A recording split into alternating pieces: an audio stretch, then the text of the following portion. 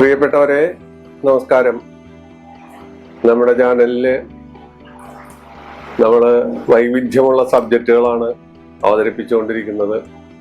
ഇക്കിളിപ്പെടുത്തുന്നതോ അല്ലെങ്കിൽ മനുഷ്യരെ ആകാംക്ഷാഭരിതരാക്കി അവസാനം നിരാശപ്പെടുത്തുന്നതായ ഒരു സബ്ജക്റ്റും നമ്മൾ അവതരിപ്പിക്കുന്നില്ല. ഇന്ന് അവതരിപ്പിക്കുന്നത് അലഭ്യതാലഭ്യയോഗം. ഇതൊരു തമാശയാണ്. ഒരു സിനിമയില് ശ്രീനിവാസൻ പറഞ്ഞുകൊണ്ട് നടക്കുന്ന ഒരു യോഗമാണിത്. ഇങ്ങനെ ഒരു യോഗം ഒരിടത്തും ഇല്ല. അങ്ങനെ ഒരു യോഗത്തെ കുറിച്ച് ഒരു ആചാര്യന്മാരും ഒരു പുസ്തകത്തിലും പറഞ്ഞിട്ടില്ല. പക്ഷെ ഇങ്ങനെ ഒരു കാര്യം നമ്മുടെ നാട്ടില് നടക്കാറുണ്ട്. ഇതാ ഒരു കഥാപാത്രം വരികയാണ്. ഈ കഥാപാത്രം ഡൽഹി യൂണിവേഴ്സിറ്റിയിൽ നിന്ന് ഡോക്ടറേറ്റ് നേടിയ ഒരു വ്യക്തിയാണ്. അദ്ദേഹത്തിന് ശാസ്ത്ര സംബന്ധമായ ബിരുദാനന്തര ബിരുദം, അത് കഴിഞ്ഞിട്ടാണ് ശാസ്ത്രീയമായ ഗവേഷണം നടത്തി ഒരു വലിയ ഡോക്ടറേറ്റ് നേടിയിരിക്കുന്നത്. വലിയ ഡോക്ടറേറ്റ് എന്ന് വെച്ചാൽ വലിയ കനപ്പെട്ട സബ്ജക്റ്റാണ്. ആ സബ്ജക്റ്റിലാണ് ഡോക്ടറേറ്റ്. ഇദ്ദേഹത്തിന് ഒരുപാട് ജോലികൾ കിട്ടും. എവിടെ ചെന്നാലും ജോലി കിട്ടും. ജോലി കിട്ടിക്കഴിഞ്ഞാൽ ഈ മനുഷ്യൻ 1 മാസമോ 2 മാസമോ അവിടെ നിൽക്കും. അവിടെ നിന്ന് വഴക്ക് പിടിച്ച് വേറൊരു സ്ഥലത്തേക്ക് പോകും. ഇങ്ങനെ ഇപ്പോൾ അദ്ദേഹത്തിന് ഏകദേശം 40 വയസ്സുണ്ട്. ഈ 40 വയസ്സിൽ അദ്ദേഹം ഒരു 10-12 വലിയ ജോലികൾ, സർക്കാർ സർവീസ് ഉൾപ്പെടെയുള്ള വലിയ ജോലികളിൽ ഇദ്ദേഹം ചെന്ന് പെട്ടിട്ടുണ്ട്. അവിവാഹിതനാണ്. വിവാഹം കഴിക്കാൻ അദ്ദേഹത്തിന് താല്പര്യമില്ല. ഇതെന്താണ് ഇതിന്റെ സംഭവം? ഒരിടത്തും ഉറച്ചു നിൽക്കാത്ത ഈ മനുഷ്യന്റെ ഗതി എന്താണ്? ഇയാളുടെ ഗ്രഹനില എന്താണ്? അത് പരിശോധിക്കുമ്പോഴാണ് നമുക്ക് നേരത്തെ സിനിമയിൽ പറഞ്ഞ ആ യോഗം, അത് തമാശയായിട്ട് ഉണ്ടാക്കി പറഞ്ഞ ഒരു യോഗമാണ്. പക്ഷെ ആ യോഗത്തിന്റെ സാധൂകരണം ഇവിടെ വരികയാണ്. കാരണം എന്തെന്ന് വെച്ചാൽ, ഇദ്ദേഹത്തിന്റെ ഗ്രഹനില നോക്കുമ്പോൾ ഇതിൽ യോഗങ്ങളുടെ ഒരു ഘോഷയാത്രയാണ്. യോഗങ്ങളുടെ ഘോഷയാത്രയില് കർമ്മസ്ഥാനത്ത് കർമാധിപൻ ഉച്ചബലവാനായിട്ട് വർഗോത്തമം ചെയ്തു നിൽക്കുന്നു. വർഗോത്തമം എന്ന് വെച്ചാൽ നിന്ന സ്ഥലത്ത് തന്നെ നിൽക്കുന്നതിനാണ് വർഗോത്തമം എന്ന് പറയുന്നത്. കേസരി യോഗം, ശശമഹായോഗം, രുചകയോഗം, ഹംസയോഗം, ഇതുപോലുള്ള പല യോഗങ്ങളും ഈ മനുഷ്യന് ഉണ്ട്. ചെറുതരം യോഗങ്ങൾ, സുനഭായോഗം, അതുപോലുള്ള ദുരുദുരായോഗം പോലുള്ള കൊച്ചു കൊച്ചു യോഗങ്ങളുടെ വേറൊരു പട്ടികയുണ്ട്. ഇത്ര അധികം യോഗങ്ങളുള്ള ഈ മനുഷ്യന് ശുക്രന് മൗഢ്യമുണ്ട്, 2 ഗുളികനുണ്ട്. ഈ വ്യക്തി എന്തുകൊണ്ട് ഇങ്ങനെ ആയി, എന്തുകൊണ്ട് ഇങ്ങനെ ആയില്ല എന്നുള്ളതാണ് ചോദ്യം. കാരണം അനേകം യോഗങ്ങൾ ഫലം തരാനായിട്ട് മത്സരിക്കുകയാണ് ഈ ജാതകത്തില്. ഈ വ്യക്തിയിൽ അനേകം യോഗങ്ങൾ മത്സരിച്ച് ഫലം തരാൻ ശ്രമിച്ചിട്ട് ഫലം തരാതെ പോവുകയാണ്. എന്നുവെച്ചാൽ ഒരു മാതാവിനും പിതാവിനും അല്ലെങ്കിൽ ഒരു അച്ഛനും അമ്മയ്ക്കും 4 മക്കളുണ്ട്. ഒരാള് മന്ത്രി, ഒരാള് ഡിസ്ട്രിക്ട് കളക്ടർ, ഒരാള് ഡോക്ടർ, ഒരാള് സയന്റിസ്റ്റ്. ഈ 4 മക്കളും 4 വഴിക്കാണ്. അവൻ നോക്കട്ടെ അമ്മയെ എന്ന് ഒരാൾ പറയും, അവള് നോക്കട്ടെ അമ്മയെ അല്ലെങ്കിൽ അച്ഛനെ എന്ന് വേറൊരാൾ പറയും. അമ്മയോ അച്ഛനോ വൃദ്ധസദനത്തിലാണ്. വൃദ്ധസദനത്തിൽ അവർ പണം അയച്ചു കൊടുക്കും. കാര്യങ്ങളെല്ലാം ഭംഗിയായി നടക്കുന്നുണ്ട്. ഇതാണ് സംഭവം. കാരണം ഒരു യോഗം മറ്റൊരു യോഗവുമായി ഏറ്റുമുട്ടി, കേസരി യോഗം ഉണ്ടാവും, ഹംസയോഗം ഉണ്ടാവും, അത് വ്യാഴമാണ് തരുന്നത്. മാളവയോഗം ശുക്രനാണ് തരുന്നത്. രുചകയോഗം ചൊവ്വയാണ് തരുന്നത്. ഇവരൊക്കെ തമ്മില്, ഭദ്രയോഗം ബുധനാണ് വരുന്നത്.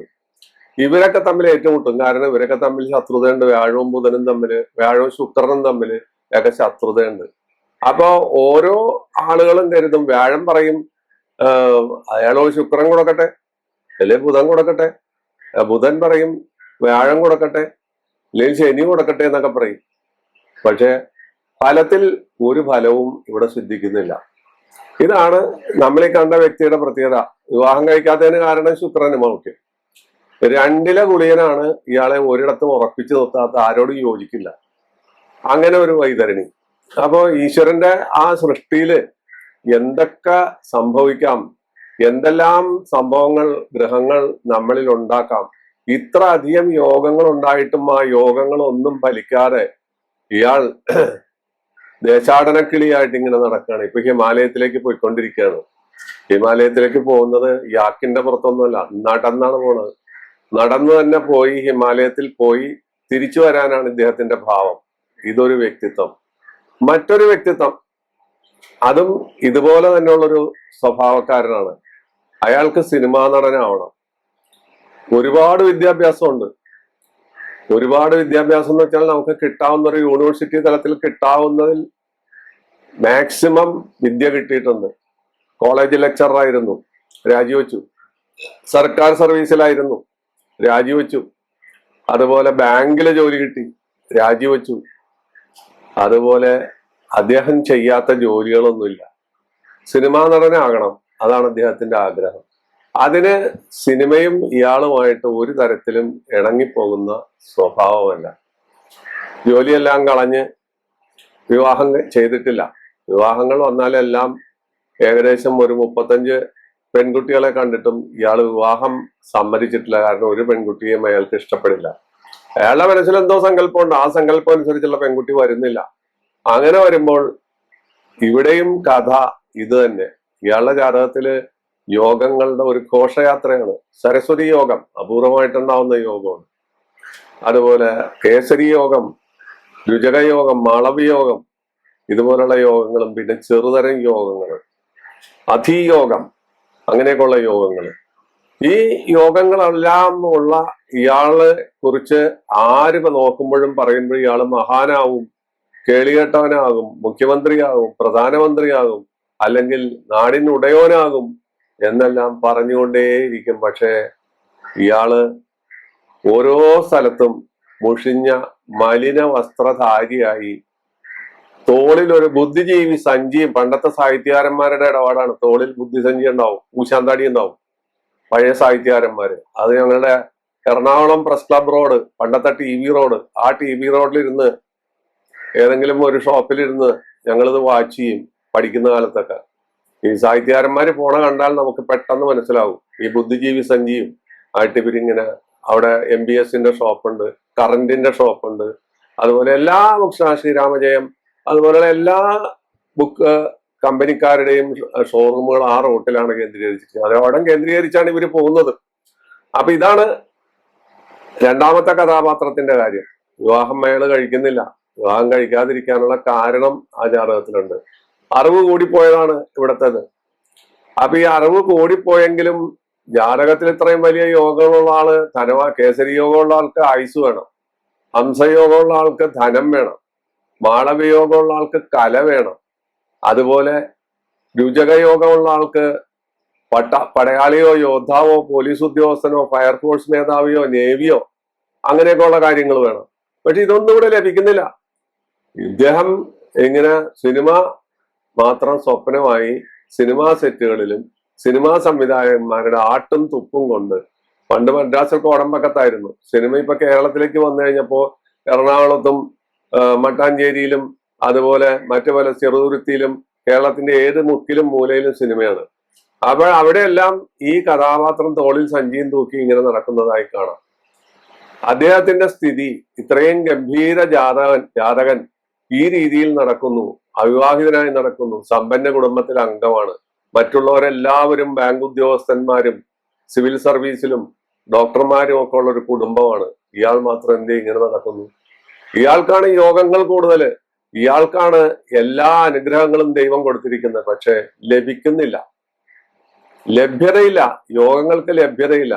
അവിടെയും സംഭവം നേരത്തെ പറഞ്ഞതാണ്. ഗ്രഹങ്ങൾ തമ്മിൽ മത്സരിക്കുന്നു, ഗ്രഹങ്ങൾ തമ്മിൽ മത്സരിച്ച് യോഗങ്ങളെ കെടുത്തുന്നു, യോഗങ്ങൾ ലഭിക്കാതെ പോകുന്നു. ഇത് എടുത്തു നോക്കുമ്പോൾ ഓരോ ജ്യോത്സ്യന്മാരും പറയും, അയ്യോ ഇത് മഹാജാതകമാണ്, ഇന്ന സമയം വരുമ്പോ കുതിച്ചുകയറ്റം ഉണ്ടാവും, ഇന്ന സമയം വരുമ്പോ ഇയാൾ രാജപദവിയിലെത്തും, ഇന്ന സമയം വരുമ്പോൾ ഇയാൾ ഇപ്രകാരം വരും, ഇപ്രകാരം വരും എന്നെല്ലാം പറയുന്നതല്ലാണ്ട് കാര്യങ്ങളൊന്നും നടക്കില്ല. അതിന്റെ പേരാണ് ഞാൻ നേരത്തെ പറഞ്ഞത്, ഗ്രഹങ്ങൾ തമ്മിലുള്ള മത്സരം. ഒരു ഗ്രഹത്തിനെ കണ്ടുകൂടാ, ഒരു പട്ടിക്ക് മറ്റൊരു പട്ടിയെ കണ്ടുകൂടാ. ഒരാൾ തരുന്ന യോഗം മറ്റൊരാൾ തരട്ടെ എന്ന് പറഞ്ഞ് ഗ്രഹഫലങ്ങൾ അല്ലെങ്കിൽ യോഗഫലങ്ങൾ ന്യൂട്രലൈസ് ചെയ്യപ്പെടുന്നു, നിർവീര്യമാക്കപ്പെടുന്നു. ഇങ്ങനെ ഒരു സംഭവം നിങ്ങൾ ആദ്യമായിട്ട് കേൾക്കുമായിരിക്കും. നിങ്ങൾക്ക് അനുഭവമുണ്ട്. നിങ്ങളുടെ ചുറ്റുവട്ടത്തിലുള്ള പല ആളുകൾക്കും നിങ്ങൾക്ക് വ്യക്തിപരമായും അനുഭവങ്ങൾ ഉണ്ടാവും. എന്റെ ജാതകത്തില് ഇത്ര അധികം അഖണ്ഡ സാമ്രാജ്യ യോഗമുണ്ട്, അല്ലെങ്കിൽ അധിയോഗമുണ്ട്, കേസരി യോഗമുണ്ട്, ശശമഹായോഗമുണ്ട്.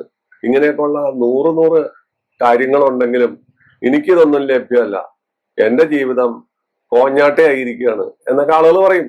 അതിനുള്ള മറുപടിയാണ് ഈ ചെറിയ എപ്പിസോഡ്.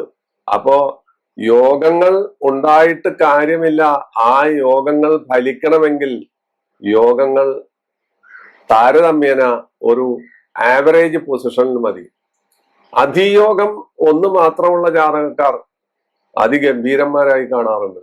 കേസരി യോഗം ഒന്ന് മാത്രമേ ഉള്ളൂ, മറ്റു യോഗങ്ങൾ ഒന്നുമില്ല അതിനകത്ത്. അത്തരം വ്യക്തി ഉന്നത സ്ഥാനത്ത് എത്തുന്നുണ്ട്.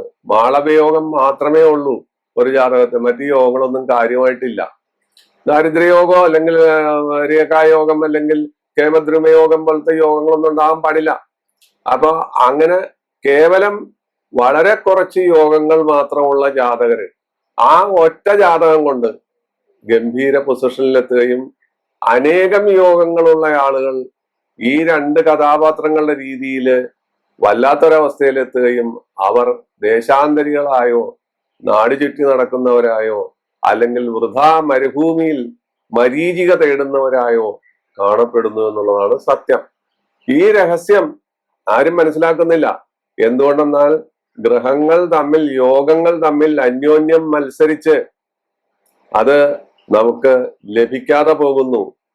സാധാരണഗതിയിൽ അവിവാഹിതരായ അല്ലെങ്കിൽ വിവാഹം കഴിക്കാൻ വിമുഖതയുള്ള ആളുകളെ നമ്മൾ നോക്കുമ്പോൾ കാണാം ശുക്രന്റെ മൗഢ്യം അല്ലെങ്കിൽ അതുപോലുള്ള ഒരുപാട് യോഗങ്ങൾ ജാതകത്തിൽ ഉണ്ടായിട്ട് പർവ്രജ എന്ന് പറയുന്ന ഒരവസ്ഥ ഉണ്ടാക്കുന്ന സ്ഥിതിവിശേഷം, ഇതെല്ലാം വളരെ രഹസ്യമായ കാര്യങ്ങളാണ്. ഇതെല്ലാം നിഗൂഢ രഹസ്യങ്ങളാണ്, നമുക്കത് മനസ്സിലാകില്ല. ഇതെല്ലാം നവഗ്രഹങ്ങൾ ചെയ്യുന്ന ഉപകാരങ്ങളോ അതിലുപരി ഉപദ്രവങ്ങളോ ആണ്. യോഗങ്ങൾ ഉപകാരമാണല്ലോ. ആ യോഗങ്ങൾ ധന്യമാക്കുന്ന അനേകം ജാതകങ്ങൾ ഈ പ്രകാരത്തിൽ വൃഥാവിലായി പോകുന്നു. കുടം കമത്തി വെച്ച് വെള്ളം ഒഴിച്ചാൽ എന്താ സ്ഥിതി എന്നതുപോലെ വൃഥാവിലാകുന്ന യോഗങ്ങളാണ് ഇവിടെ ഞാൻ പറഞ്ഞത്. ഇതേപോലെ നൂറ് വ്യക്തികളെ, നൂറ് ജാതകങ്ങളെ നമുക്ക് വ്യക്തമായി കാണാൻ പറ്റും. പല യോഗങ്ങളും നമുക്കതിൽ എഴുതി വെച്ചിട്ടുണ്ടാവും, അല്ലെങ്കിൽ നമ്മൾ എടുത്തു നോക്കുമ്പോൾ കാണാൻ പറ്റും. പക്ഷെ ഇവ ഫലിക്കാതെ തമ്മിത്തല്ലി നിഷ്ഫലമായി പോകുന്ന ഒരവസ്ഥ. ആ അവസ്ഥ ഞാൻ നിങ്ങളുടെ മുമ്പിൽ അവതരിപ്പിക്കുകയാണ്. നിങ്ങൾ ഇത്തരം കഥാപാത്രങ്ങളെ കണ്ടിരിക്കും. ആ കഥാപാത്രങ്ങളെ കുറിച്ച് ഓർക്കുക. അതിന്റെ പിന്നിലുള്ള രഹസ്യം ഇതാണ്. അനേകം യോഗങ്ങളുണ്ടെങ്കിൽ ആ യോഗങ്ങളൊന്നും ഫലിക്കാതെ പോകുന്നു. അവൻ കൊടുക്കട്ടെ, ഇവൾ കൊടുക്കട്ടെ, അവൻ കൊടുക്കട്ടെ എന്ന് പറയുന്ന രീതിയിൽ അവിടെ ഫലസിദ്ധി കമ്മിയാകുന്നു. ആ മനുഷ്യൻ ഇങ്ങനെ ചുറ്റിത്തിരിഞ്ഞ്, ബുദ്ധിമാനായിരിക്കും, കഴിവുള്ളവനായിരിക്കും, പക്ഷെ അവന്റെ കഴിവ് അംഗീകരിക്കില്ല, അവന്റെ ബുദ്ധിക്ക് ഇവിടെ വിലയില്ല, അല്ലെങ്കിൽ അവന്റെ സംസാരങ്ങൾ മറ്റുള്ളവർക്ക് രുചിക്കില്ല, മറ്റുള്ളവരെ അവൻ പരിഹസിക്കും. അവന്റെ അറിവ് കൊണ്ട് അവന്റെ ജീവിതം ഈ രീതിയിലായി തീരുന്നു എന്നുള്ള സത്യമാണ് ഈ കൊച്ചെപ്പിസോഡിൽ വെളിപ്പെടുത്തുന്നത്. ഈ എപ്പിസോഡ് നിങ്ങൾക്ക് ഇഷ്ടപ്പെട്ടു എന്ന് കരുതുന്നു. വീണ്ടും കാണാം ഇതുപോലുള്ള പുതിയ വിഷയങ്ങളുമായി. നന്ദി, നമസ്കാരം.